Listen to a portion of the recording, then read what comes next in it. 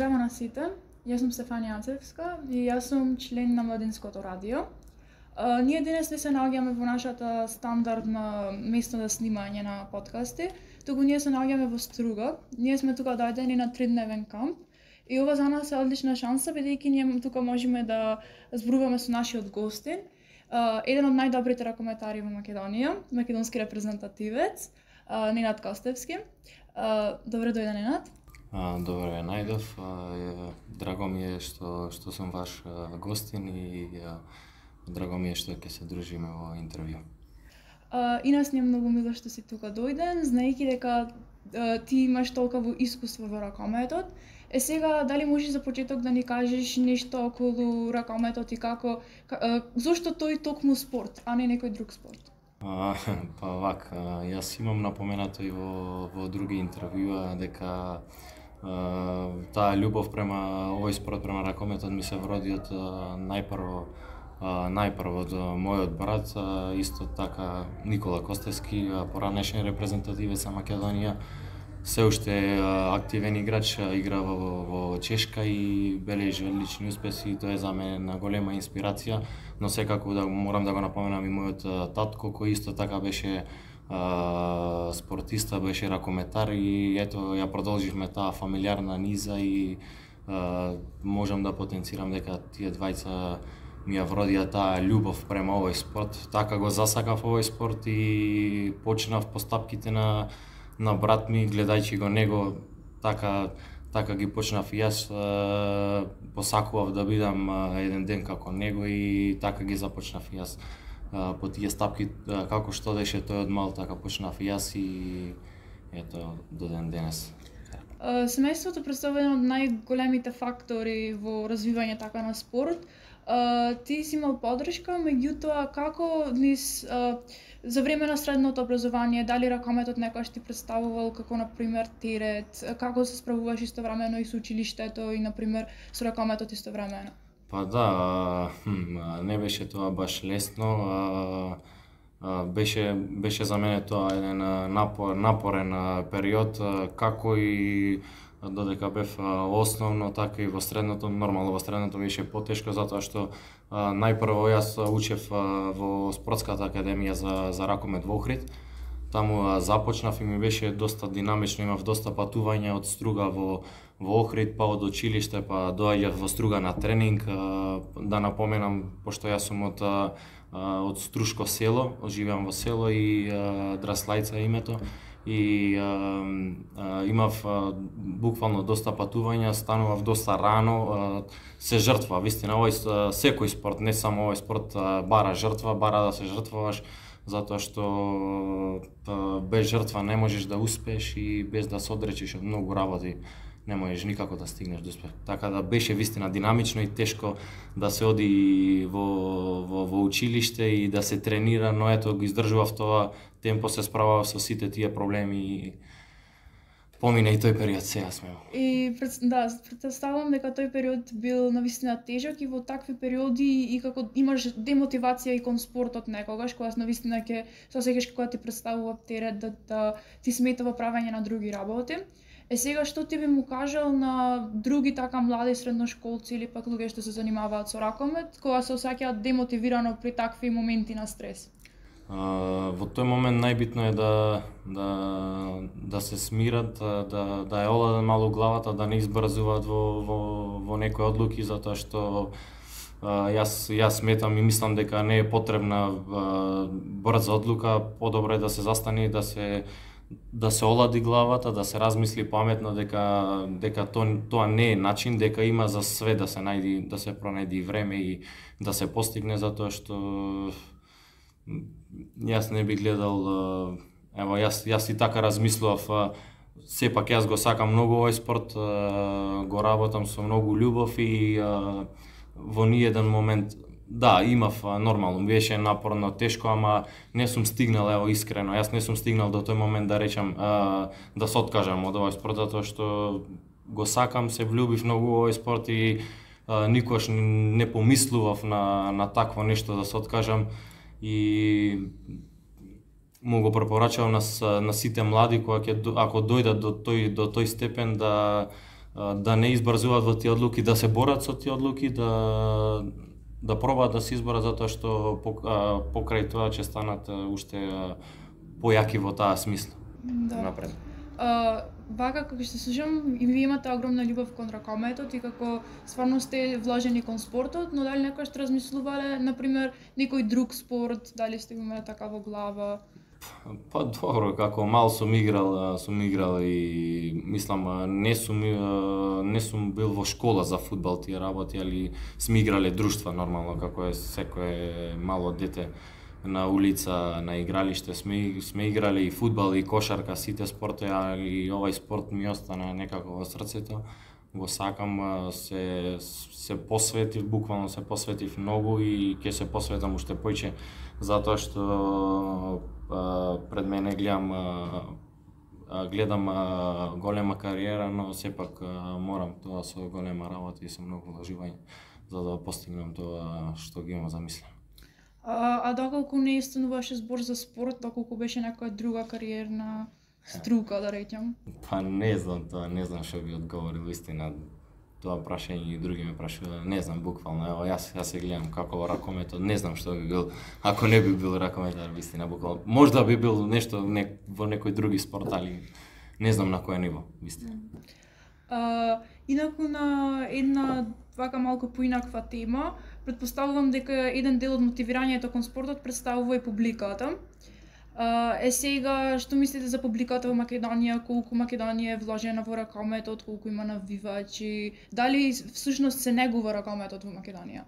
Се видите вака, публиката е буквално ево кај нас 8 играч, ние сме 7 во терен, публиката е 8 играч, многу за мене лично представува публиката многу, значи буквално помага премногу во овој спорт затоа што буквално таа и знае да ти измотивира многу кога си на домашен терен посебно, а и исто и во противнички затоа што и свирежите и тие негативни коментари некогаш те градат повеќе како играч да направиш нешто повеќе и да буквално да пробаш да го прегазиш противникот, да му докажеш дека можеш да го победиш и во гости, така да во овој спорт, значи во ракометот исклучиво во Македонија имаме публика што буквално го сака. Јас мислам дека имаме најголемата публика во ракометот и она баш страстна со љубов и буквално за мене едно најголемо богатство што ги имаме во овој спорт, вистина имаме и таа публика која ни помага многу и во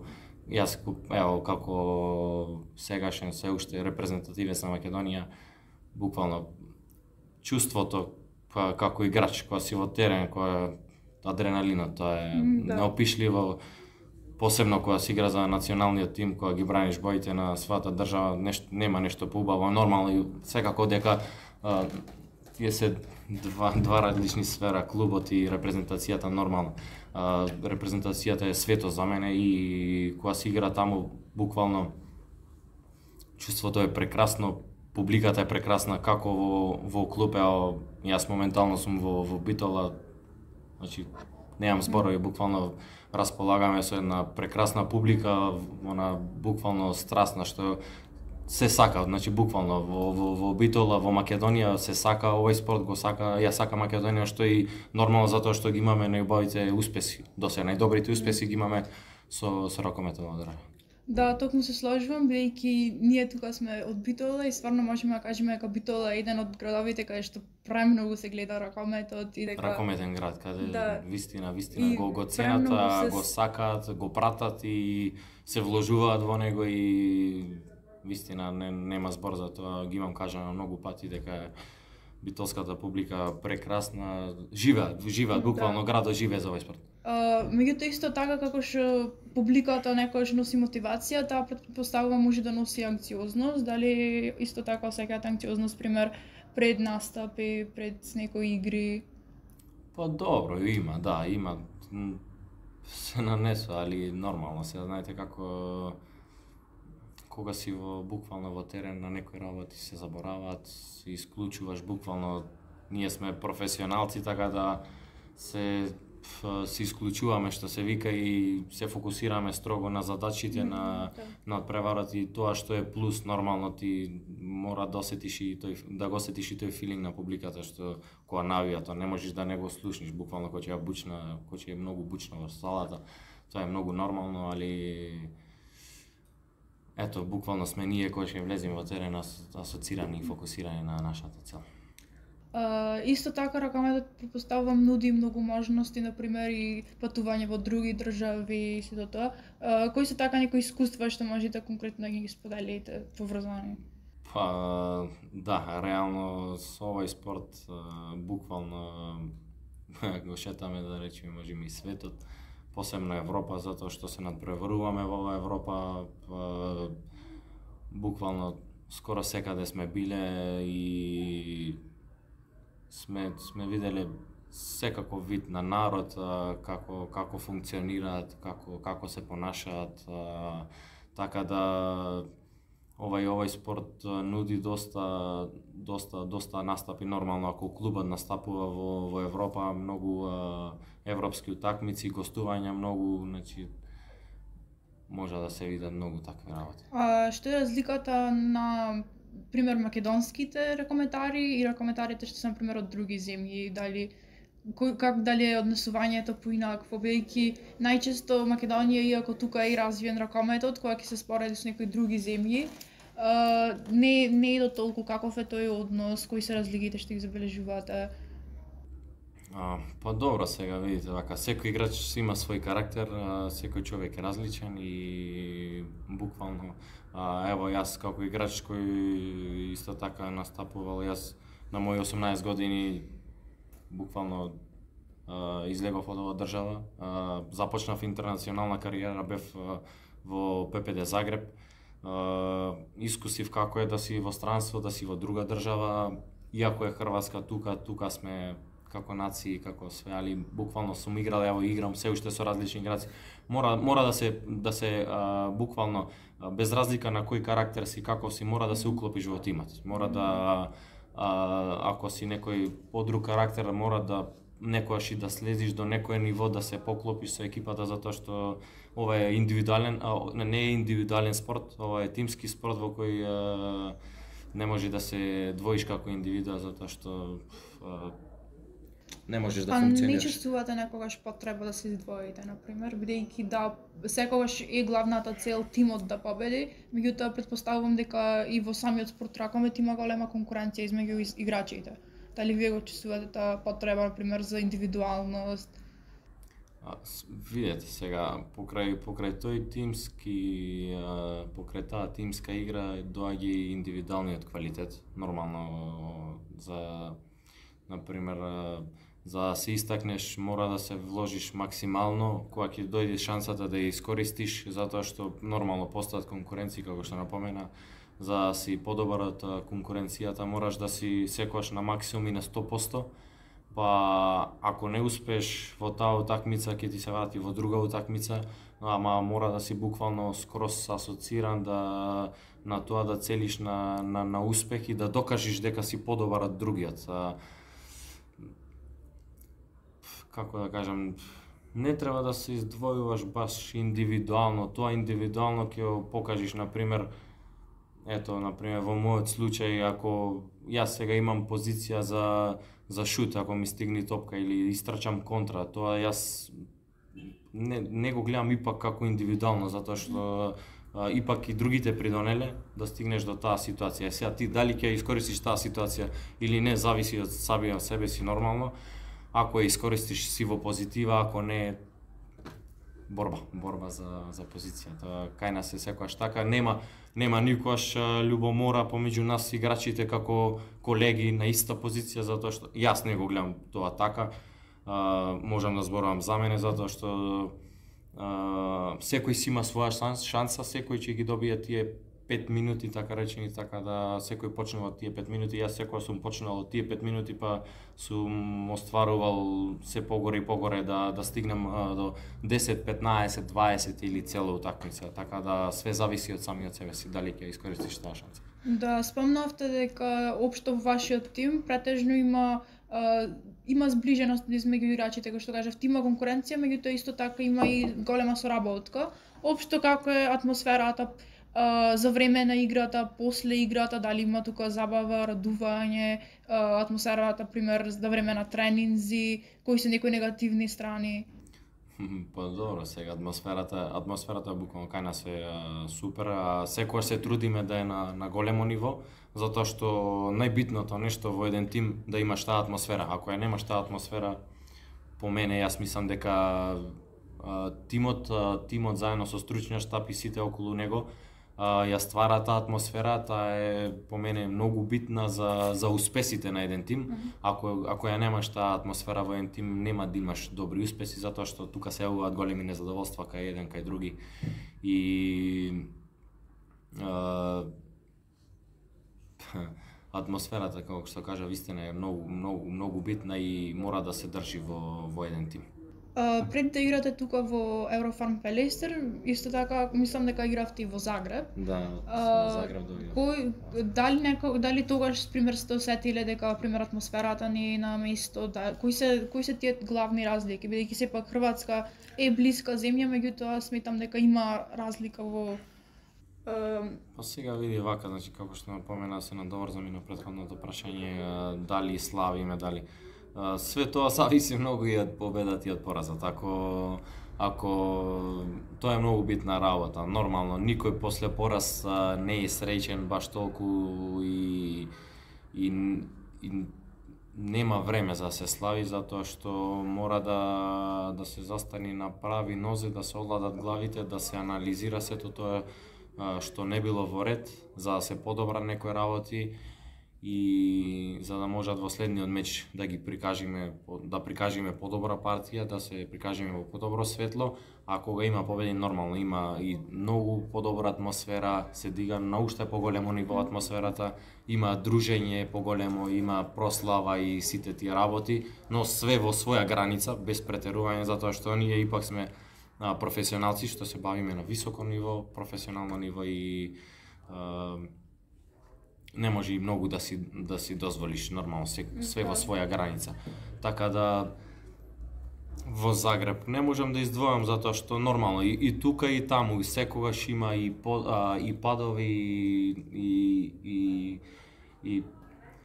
и победи, така да како да кажам, тоа све зависи нормално. За добра атмосфера мора да има и добра хемија во екипата и победите прават исто така голема атмосферата. Така да не знам што би издвоило од Загреб. Сум поминал, вистина сум видел многу работи и низ лошо и низ добро, така да во секој спорт мора да знаеш да се справиш и со доброто и со лошото. Да. Исто тоа што споменавте дека треба секогаш да се направи разлика измеѓу професионалниот живот и животот кој што си го имаме сите ние приватниот живот.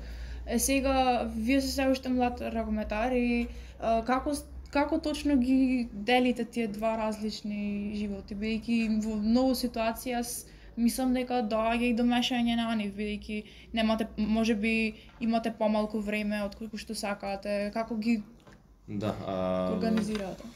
Професионалниот живот на ова ниво што сум јас и со нормалниот живот не е исто. Голема разликата затоа што во секој спорт, а и во овој спорт, како што кажав на почетокот, мора да си многу посветен, принципиелен, како најпрво тоа е една од најбитните фази да си принципиелен, да си паметен, да на време да одмараш, исхрана и немаш буквално ние ако мислам дека нас спортистите ни е многу лесно, спортскиот живот е вистина многу тежок и со многу одрекувања и за да постигнеш некој успех и многу вложување и да се откажеш, да се одрекнеш од многу работи. Кажавте дека некои работи исто така треба да ги жртвувате кога стане збор за ракометот. Кои се најчесто тие работи што може да ви доаѓаат на второ место?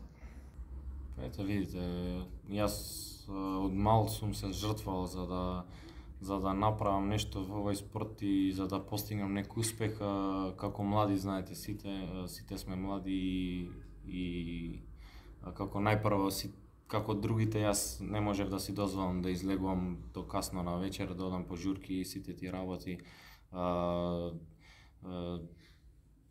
Ето, тој е да кажеме еден пример, ги има доста примери од кои треба да се одрекнеш нормално, да внимаваш на храната, на сите тие работи, не смееш буквално да легнуваш на време, да не стоиш до касно на вечер и сите тие некои ситници, да имаш некој ред и дисциплина по кој ќе се водиш, а тој ред и дисциплина не го прави некој друг или обичен другар твој кој има нормален живот, кој не се бави со тоа. Сакам да ја дам таа споредба дека тој тие работи што ги прави, јас по мене некој не треба да ги правам за да се одречам од нив и за да стигнам до ето тој некој успех што го имам за Да, набравивте да речем некои така може се недостатоци на спортот, меѓутоа ето едно од прашањата мене тука ми беа дали се осеќате како да сте згрешили кариерата, меѓутоа според одговорите што ги слушнав, дека иако има негативни страни, мислам дека сте убедени дека ракометот е спортот за вас. Да, јас така мислам и се смеам и со другите, буквално као да ме кажат зашто не си као фудбалер или кошаркар или не знам што. И јас викам па ето така требало да биде и јас сметам и мислам дека ако бев во некој друг спорт, дека немаше да стигнам до некое големо ниво, како што сум во ракометот, да не правам споредба, јас значи буквално ево на мои 22 години играм имам играно во добри екипи, играм во одлични екипи кои се напреваруваат на високо ниво, значи во Лига Европа, Лига Шампиони, значи буквално и сега да се ставам во таа улога како фудбалер. Јас сметам дека не би успеал дека би бил некој фудбалер што би играл во Лига Шампиони или на некое повисоко ниво, така да сметам дека не направив никаква грешка. Горд сум, имам се уште цели кои сакам да си ги остварам и терам во овој спорт, како што сум заставал да продолжам. Да, исто така во нашето училиште имаме добра екипа за ракомет, има многу деца кои што понатаму се трудат и уште пробаат да влегават и во репрезентација. Дали имате некои совети, што пример ќе ги кажете за некои што сета се помлади, се занимаваат со ракомет или пак со некој друг спорт кој што можат да ги применат? Буквално кој да биде спорт, без разлика дали ракомет или останатите спортови, многу е битно да веруваат во себе. По мене една од најбитните работи да веруваат во себе, самодовербата е многу битна и да си постават цели, да има некои цели и да ограничат дали сакаат да се бават професионално со тој спорт или дали ќе одат на буквално колку да одат или да се рекреативно. Јас ќе препорачам да се трудат да даваат максимум, максимумот е многу битен, да даваат максимум, да се вложуваат во себе, да се надградуваат, да напредуваат од ден во ден, да учат на грешките, а да не одат од грешка во грешка, затоа што многу е битно кога ќе направиш таа една грешка да пробаш, ако не од првиот пат, во вториот, третиот да ја исправиш и упорноста е многу битна, да си упорен, да веруваш во себе и све останатото ќе си дојде по себе. Да, исто така, како што кажавте, ракометот е спорт кој што конкретно треба многу труд. Знам дека и вие исто многу се трудите за вашиот спорт, сите награди тоа го покажуваат и сето тоа. Ама што е како следно, да речем, за вас? Кои се наредни планови што ги имате или нешто така? Па, добро, имам некои цели кои сакам да си ги остварам во кариерата, да направам една прекрасна блескава кариера, да си изградам едно добро име ракометно врвно име и да играм вистина во најсилните лиги во светот. Си имам некои своји цели да играм во некои клубови во светот, така да со Господ напред ќе видиме, ќе работам максимално, ќе давам како и досега, така и понатака максимум и да изградам ова кариера која започнав да ја донесам до тоа ниво што планирам, па сега Боже мој како ќе стигнеме, до кај ќе стигнеме, ќе видиме на крајот и да зборуваме, така да имам високи цели, да играм во јаки клубови, така да во најдобрите лиги во светот, Лига Шампиони, Бундеслига, Франција, така да здраве Боже ќе ставиме на времето да покаже. Да. Ви благодариме многу што бевте тука, што ни бевте соговорник на оваа емисија, но вистина научивме повеќе општо за спортот и лично за вас. И многу е подобро вака кога ќе слушнеме како некој ќе ни се отвори, ќе ни каже целосно целта за ракометот. И ни е многу мило што имате толкова љубов кон спортот, се надеваме дека ќе продолжите да имате и се надеваме дека имате уште повеќе успеси и ќе се видиме и нареден пат. Благодарам и на вас за поканата, ми беше чест и задоволство и што си позборувавме вака и се надевам дека ќе се видиме повторно. Со ова ние ја завршуваме денешната емисија и ви се заблагодаруваме за сите за вниманието и ќе се гледаме во следната емисија. Здраво на сите, јас сум Кети, денес имаме блиц прашање со Ненад Костевски. Здраво, дали може да почнеме? Може. Само ќе ни одговора баш искрено и многу брзо. То прво што ќе ти падне на памет, то. Чај или кафе? Кафе. Море или планина? Море. Гол од пенал или гол од контра? Контра. Трчање или пешачење? Трчање. Напад или одбрана? Напад. Грашок или боранија? Грашок. Црно или бело? Црно. Благо или солено? Благо. Технички тренинг или теретана? Технички тренинг. Зелен или плав дрес? Зелен. Подобар прекар, авион или батак? Авион. Лето или зима? Лето. Филм или серија? Серија. Радио или телевизија? Телевизија. Кафич или ноќен клуб? Кафич. Наша или странска музика? Наша. Добро. Ден или ноќ? Ден. Инстаграм или Фейсбук? Инстаграм. Добро.